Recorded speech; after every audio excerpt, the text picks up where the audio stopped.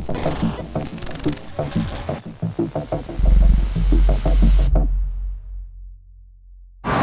welcome back to Cylance TV. Now we're taking you inside the house. I can't believe we've done so many of these videos and we have never spoken with Edward Preston, Senior Director, Global Inside Sales.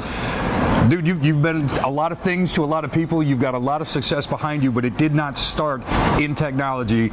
Bring us up to date from young Fast Eddie P to where you are now. I only let a few people call me Fast Eddie, so I'll let you slide with that one. So none of you get to call him that? Yeah, Dad gets to call me that one. Yeah, so inside sales, great opportunity here at Cylance. I got here basically looking for an opportunity to be with the game changer. And the word algorithm is what caught my eye when I was reading an article on this company in Irvine that was doing something with algorithms in the security space. So I was actually previously working for a big company called Dell, which you probably heard about. I've read about them somewhere. Big startup. And I had an opportunity to come in and build something. I love to build things, and I've worked in inside sales, outside sales, enterprise, financial services, hardware, software, a lot of different things, and the one commonality is customer service and relationships. So building relationships, and here at Cylance, looking at an opportunity to build something. There was no inside sales. This is obviously when the company was really small, and the leadership that we had at the time said, well, what do you want to do? And I said, well, why don't you let me build that? And so got some Legos, started putting them together, and the rest is history, I guess, as they say. But there's still a lot of building that still needs to be done. Yeah, the history that's currently unfolding. Yeah. Exactly. But kind of a diverse background of you being on the hardware side, but also financial services. That's a lot of different things, I would think. Like, I mean, yes, there's some basic commonality skills in selling, but you're a bit of a rock star on the financial services side, if I do recall. There's YouTube videos out there of you that have nothing to do with IT, security, or hardware. Is that not true? Yeah, that's true. Actually, the funny thing is I fell into a role of being a coach. So in financial services, I was working in commodities, foreign exchange, and I was also doing some offshore hedge fund business. And what I was doing was selling equity curves. So here's what you will get if you invest here. Risk reward. In fact, I use risk reward a lot when I hire, when I actually go into an opportunity with the sales rep. We look at the risk and the reward in terms of if this person's going to buy from us, if this person has a problem, if we're a good fit for them, all the way to risk reward. When I was in financial services, understanding what kind of risk you're going to have to sustain to be able to have this reward as far as a return. So a lot of these things can be used in sales, inside sales, outside sales. And I actually ended up, after 2008, we all know what happened in 2008, I had to reinvent myself, and I ended up being a coach. And to this day, the coaching, the mentorship of helping people learn how to trade, now I help people learn how to sell.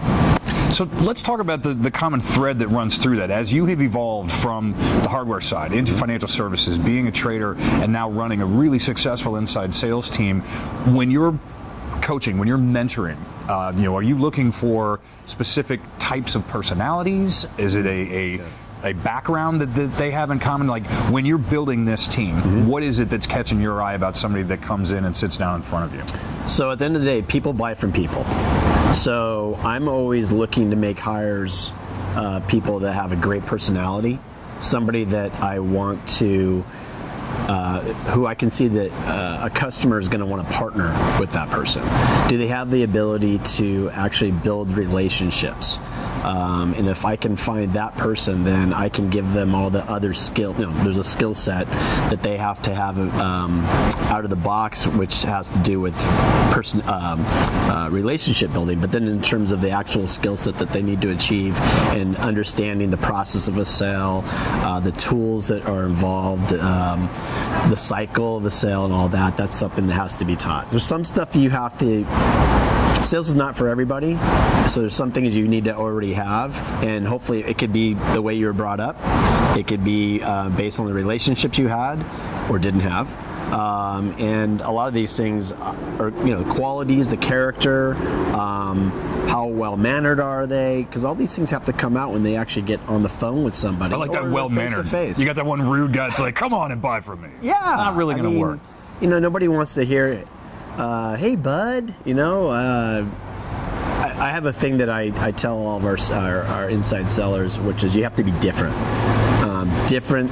If you're different, that makes a difference. Mm-hmm. You need to stand out. You need to be unique. If you're not unique, you're not different, you're going to be just like the other 15 solicitors before you called or the next 15 after you called, and you're not going to get the business. You have to actually start with being unique and develop a relationship so they trust you. That's interesting, and I think it sounds like something that could be very difficult to coach in that you need someone to be different and interesting, but still sincere and genuine. If you've got somebody in there that they've got the traits you're looking for, but they're not necessarily that dynamic and different from somebody else, what is it that you can do? How can you don't want to teach them to put on a fake personality, but how can you bring out what you saw in them so that they show that to potential customers, potential partners? So first and foremost, you have to be comfortable, and you have to find a way, and this is interesting because this will probably be another conversation for another time, but part two, stick around. Is I tell our salespeople, it's like an act, right? You're going to go into this, and the director says, "And action." All right. Well, you need to be yourself, but also put on that smile and put on, it could be the tone, it could be the pace, it could be the velocity, and you have to mirror the person you're talking to. If you have somebody that's an information security, whatever, and they are talking like this and it's very monotone, well, you can't be up here talking Speedy Gonzalez because they're not gonna understand you, and they're not going to like you. So you have to be able to adapt and put on a different act. But at the same time, you have, A through Z that needs to get done, but, not necessarily all in that order. And it has to do with how I talk to you, and then the next person after you is going to be different. Next person is not going to be Matt Stevenson. Yeah. So how I sell to Matt Stevenson is going to be different to how I sell to the next guy who walks up. But it's almost like cocktail party you. It's still 100% your natural thing, but this person you would like to get to know, and you need to match the type of person they are. Yes. And be empathetic. Listen. I mean, that's kind of like 101, but people, like I said earlier, people buy from people, and I know myself personally, I like to buy from people that I trust them, and he or she is listening to me, and that person's going to get my business. If they keep asking me a question that has nothing to do with why I'm here, then they're not going to get my business. So I try to kind of turn that around and say, okay, this is the process. Younger people tend to fail at listening. Older people can fail to list too, but they have to understand that those are some of the key assets that you have to, like I said, some people have it, some people don't. Those that don't, they need to be willing to make the change, and if they will, then they have a stronger chance of being successful. Let's debunk some things. You've been successful as both a seller and a coach or builder of teams, pick your title on that, in hardware industry, financial services, software. A lot of people don't have favorable impressions of salespeople. They think that it's all just pounding on the poor customer until they relent and you win the deal. Yeah. Like, that's kind of a negative way to look at it. There's a winner, the salesperson, and a loser, the customer, because they're giving their money. Like, how is it that you instill in people that it is a partnership? You don't sell a person a car one time. You sell their entire family, every car they buy for 25 years. Yeah. How do you become that advisor? So, a couple of things. One, I like to go in as an educator. So I'm not here to sell you. I'm here to inform you. Let me share some information, what our company does, and I'll do that.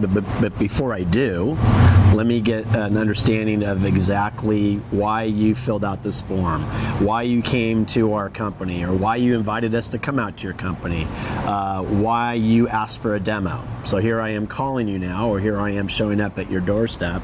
Let me learn a little bit about you, and then I'll talk to you a little bit about us, but there's no sense in me just giving all this information to you unless I can actually figure out if it's going to be something that we're a good fit. Right. So I always like to ask people up front the challenges, business objectives, problems, pains, frustrations that they're having, because after all, if they're not willing to give that to me, then I probably shouldn't be here in the first place. Obviously I'm here because you probably have a problem. But you don't want to waste each other's time. Exactly. Your time is as valuable as the person on the other end side of the call. Asking questions, asking better questions, being different, and then here it is, storytelling. So anybody that has kids, this is really easy for them to relate to. People that don't have kids, they probably have a kid brother or a kid sister or a cousin. Imagine sitting down and you're opening the book and you're telling a story. Some people use their hands, some people have to, it's all up here. So other people have to relate on looking at the book and reading the book. That's called the PowerPoint. Not a big fan of PowerPoint, but it is part of the business. Some people are visual, some people are audible, so it's a matter of sharing all this information with them and then telling the story. I mean, why are you so good at doing this?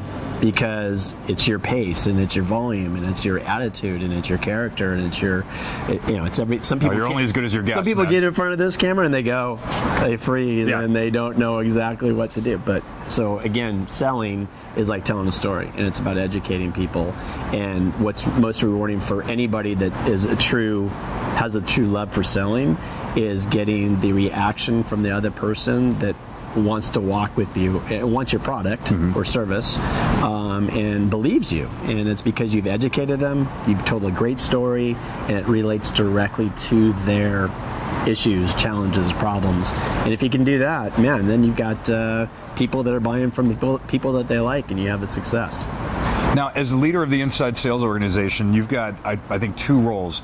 Your responsibility to the company. They've got to hit the number, or they've got to exceed the number. They've got to continue to do that drive. But you're also coaching up salespeople who are, potentially looking to move up and on out into the field into different positions. How do you separate those two things and still give them both all of the fuel and energy that they need so you can grow your salespeople so they succeed inside, and then also to make the potential next steps they'd like to in their career? Yeah, so that's a great question. People on the inside team, they need to, what's really important to them is a vision, a path. So there needs to be a clear pathway. Like, okay, how long do I need to do this? What do I need to achieve along? So I like to have what I call pit stops, right?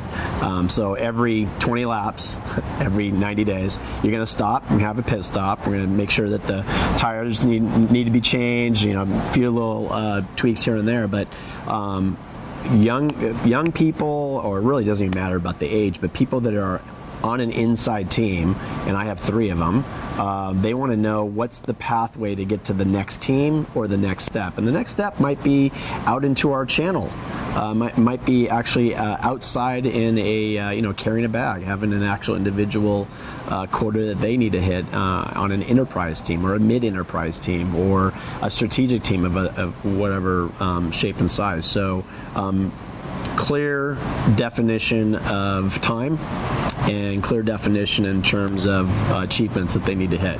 Now that can be difficult too, because you don't want people just marking time until they can do the next thing. You want ones that are as dedicated to doing this job as they are moving on to the next one. Yeah, here's something that I'll share with everybody. I always tell, come on in. I always tell people, if you need to come ask me, when do I go to the next spot, you're probably not doing something right.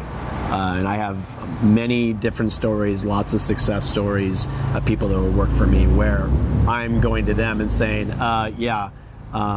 it's time for you to go on and do this now. And it's because they just keep it focused. They do fantastic, things for the company, hard work, doing things that aren't necessarily in their job description. Love those people because they're all about the company, looking out for the company. So if people are looking for more information, as far as finding out what you're doing at Cylance, looking for information on you, where's some good places they can go? Great places where they can go. Obviously, our website, if they want to learn more about the company, if they want to learn more about me. I mean, LinkedIn is probably the most effective place. I get inundated by email, so I'm not a big fan of email, but LinkedIn, hit me a message on LinkedIn. I'll reach back out when I can. But yeah, I don't do the Twitter and the Facebook and all that thing. I know I need to, You kind of got your handful. If you're running a global team, I think you've got enough to do. Yeah, for me, my team all knows that they reach me on my cell phone or a text, and then for people in my network, I use LinkedIn all the time. It's most effective for me. So make sure you check out the careers section at Cylance.com, because there are positions available both inside channel, outside as well. You get to work with people like Edward who have a defined vision of what we are doing, what you need to do in order to be part of this team and to move on from there. As far as everything else at Cylance, you can find us at threatvector.cylance.com, as well as LinkedIn and Facebook. On Twitter, we are at Cylance Inc. and at Cylance Insider. My name is Matt Stevenson. You can find me at PacMatt73. Let's do some things, man. Come on back.